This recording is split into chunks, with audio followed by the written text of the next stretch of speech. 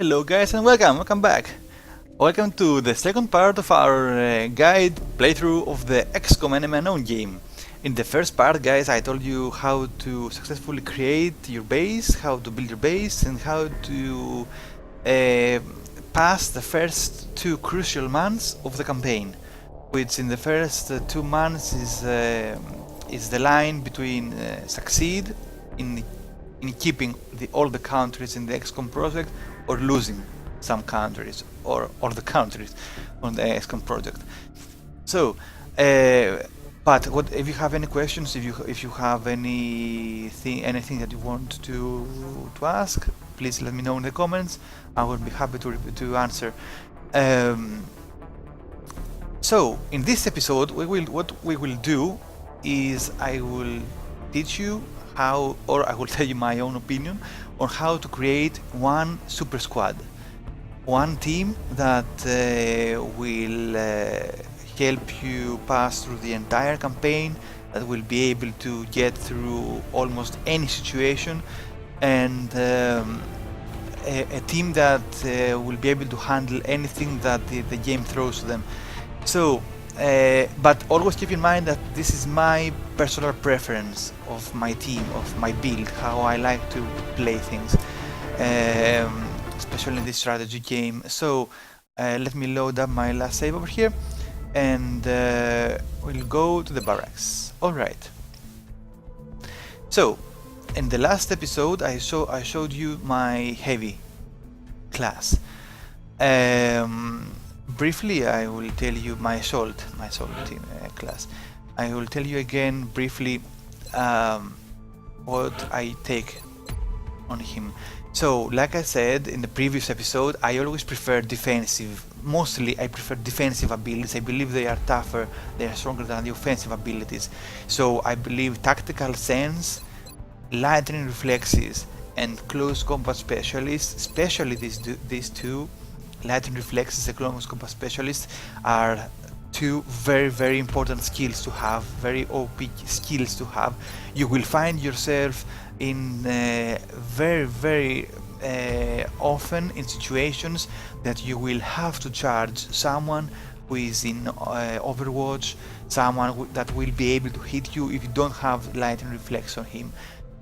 For me, this is a must-have on your assault. And also, I believe that the close combat specialist is also a must-have skill. You will find yourself also in situations that an enemy will approach you, and you won't have Overwatch on your soldier. What this does is the soldier turns around and shoots the one guy that enters 4 tiles within his radius. So it's a free Overwatch. Actually, it's just a free Overwatch when someone comes close. And of course, I want my assault to always be crit immune. I don't want him to take critical hits ever. So, as you can see, this is my heavy, my assault class. Let me show you my heavy. His abilities. Alright, so I prefer to get Bullet Storm because having the chance to shoot 2 times with this soldier, I think it's crucial. He has I think he has the most devastating, after the assault, he has the most devastating gun in the game. Being able to use it twice is a huge thing for me. Also, for the third ability, I used suppression for a long time. But ultimately, I believe that shredded rockets is the best. Because you will be able to use it against the huge robots that you will find later, which gives your entire squad bonus damage on this particular opponent, or the entire opponent that got damaged from this ability. And remember, that's the reason why I use Danger Zone. in the heavies, because it increases the area of effect in 2 tiles of the entire damage from the area of effect of the rockets. Both rockets, the shredder and the normal rocket. So you hit more enemies, you have more damage against these enemies. I think that these two talents, skills, whatever you want to call them, synergize very well. Also, hit ammo. Later on you will find in nearly every mission robotic enemies. For me, that's the must. You will be able to do full damage on the robotic enemies. Amazing. And as always, I prefer to have an additional rocket. But I think the mayhem also may be good, but I think rocket is hands down the best. So that's my heavy. That's how I like to build my heavies. I will show you now my sniper. Alright. My sniper. I use squad sight. I don't know what you guys think. Maybe snapshot is so you eliminate them penalties better. I think hands down squad sight is the best. It's an amazing skill because you can have the sniper at the back without direct line of sight with the enemy. You have another soldier in line of sight with someone directly, so you have, when you have line of sight with one soldier, you have with your snipers too. So you don't have to be in a direct line of sight with the enemy in order to shoot with your sniper, which is for me I think it's the best ability. For the next one, I don't think Gunslider, you will use pistols just in some cases that you will have to move your snipers, and in this it's a rare case that you will have to do absolutely damage with your pistol in extreme situation, and even in these extreme situations your foundry researches on your pistols will be more than enough in order to do the adequate damage that you will need in these situations. So I prefer using something that improves my soldier as a sniper, and this I believe is an excellent talent, since you will always have your snipers on high ground, or you will try to put him on a high ground anyway.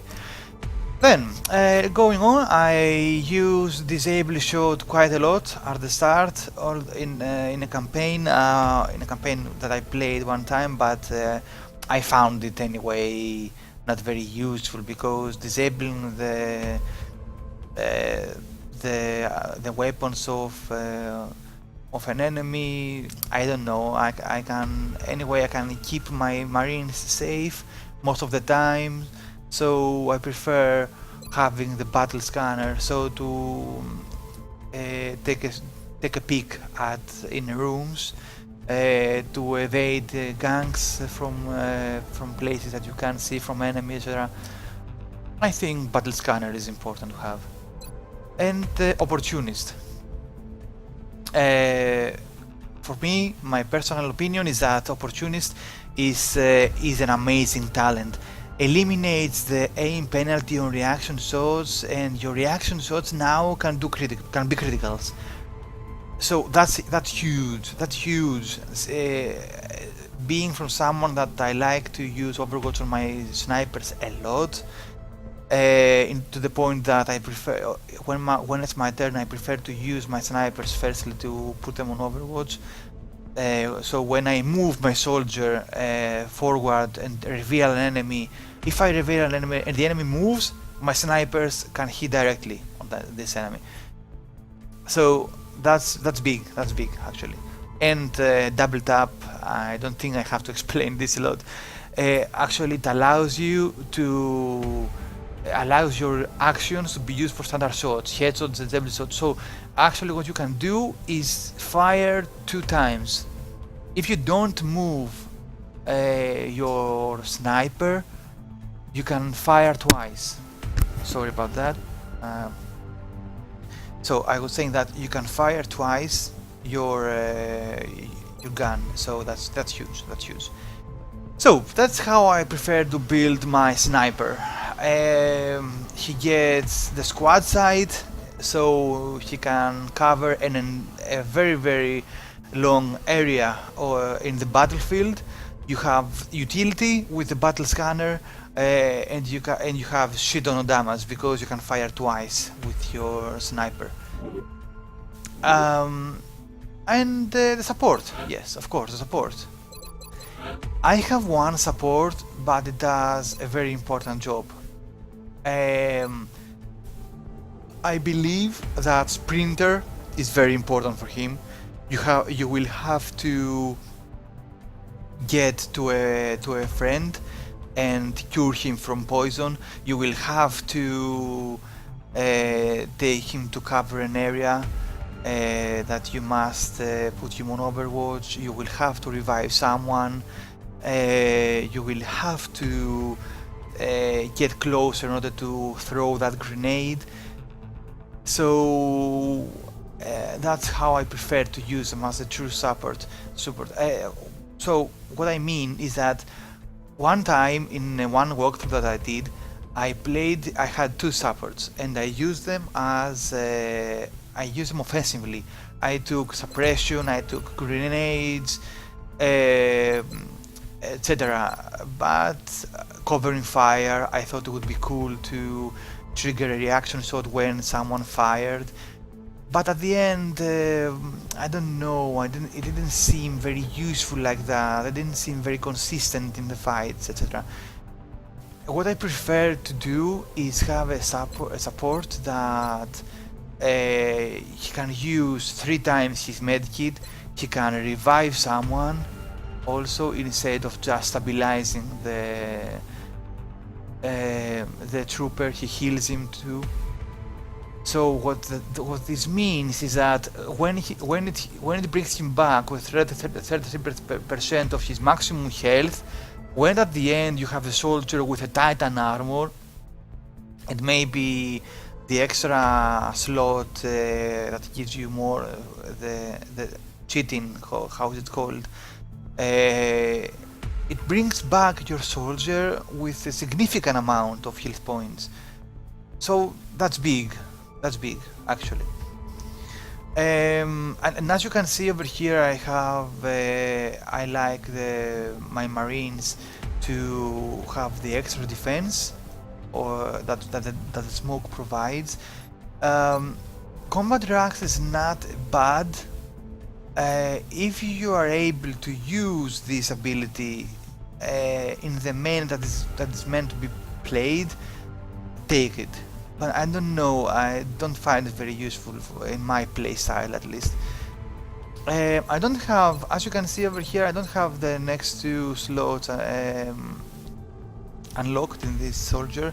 I will explain my decisions as my playthrough goes. But for the most part, that's the way that I build my soldiers. And now, let me show you how what gear I take on them. On my entire squad, except the medic, I use scopes, and later on I improve the scopes from the foundry. Actually, I think personally, since my team is based so much on the scopes, I believe that the upgraded scope from the foundry is the absolutely first upgrade that you must do in order to allow your Marines to do more criticals on the enemy. So let me explain you why I use my scopes even on the heavy troopers and not grenades or something. The reason why I do that is because I absolutely need my heavy troopers to hit the target, because one very good thing that you can do is you can have two supports with let me show you, with the light plasma rifle, which has better accuracy than the normal plasma rifle, and with a scope that will actually will bring their accuracy at nearly a sniper level. But since I don't do that, since I use heavy soldiers in my team mostly, and I am counting on them to do damage, it's very important for me to achieve that 85 aim. I think it's crucial in my playstyle, my build. It's crucial, and that's why I take the extra rocket, so as to have that extra firepower for the grenades that I can't equip on my soldiers. On my snipers, of course, like I said, I have the scopes, and you should upgrade your pistols to a laser ones in order to use them when you have to move, etc. On my assault, I use the arc thrower, mostly at the first months, because I want to capture as many aliens, different types of aliens as I can. But later on I will change the arc thrower with cheating plating. Let me show it to you. Engineering, build items, where is it? Some should be around Carapace arc thrower. Nah, here it is. With this one on my assault, because I wanted to have most hit points possible. So what else I want to tell you? Yes, the training. Very important. Try to get rapid recovery as soon as you can. Mostly because when you are the type of guy that wants to keep a squad and not change the members all the time, but of course you have to do at the first 2 months, so of course you will have to use someone else, because having a hit point pool so low, even if you take only 2 points of damage, that means around 4 to 6 days of recovery. So this is crucial. This is absolutely crucial. And secondly and thirdly, take the squad size. About these updates, upgrades, I don't find them very critical to take, just because maybe this one. Maybe because Iron Will at first costs a lot, costs 200, and you will have to use this money in other important stuff like satellites, uplinks, generators, etc. So actually, when you actually have the money to invest in this upgrade, your marines could be fully upgraded also. So there will be no point in taking this upgrade. And the reason why I have this costs 100 now is because I have the bonus provided by let me see where it is. Future combat, which actually makes it halves the barracks upgrades, and basically that's it. Always remember to keep to protect your soldiers, to keep them in cover most of you can. This is a play style which is more risky than having 2 supports, but I find it at the end to be more entertaining. What I mean is that having 2 heavies in your team, it's tons of fun, because these guys dish out so much damage and they have cool animations. They are cool guys overall to build. Like, and if you have and what you can do to give your team more significance, since you will be using just 6 guys for the entire campaign. Find 6 friends, 6 real life friends, and put them in the game, like code names, etc., etc. Ask your friends who wants to be the assault, who wants to be the sniper, who wants to be the support, and let them have a role in your team. In this way you can blame your friends when they fuck up in a mission. It's very cool. So guys, that's all I have to say about your team. This is a team based on damage, on raw damage. It's prone a personal situation where you will enter a mission and dish out your machine guns, your Gatling guns, rockets, like fuck them situations. There are a lot of playstyles that you can do. Personally, I think this is the ultramarine situation where it's upfront damage, close and personal. So the next part of the playthrough actually will be a normal mission. Will be the first mission that I would like to show you from the 3rd month of the campaign, and I will explain stuff as we go on. I will explain my decisions, why I decided to do that, why I think this is important, etc. So you can have a general idea of what decisions to make. And of course, always remember to visit the useless stuff on the grey market, because at the first 2 months, the money that you will earn is important. It's important. Alright guys, thank you very much for joining me again for this episode. I really hope you enjoyed it. I really hope I helped you in some way, having a general idea of what to do, what's important or not. And I will see you on the next episode. Goodbye guys, have a good one.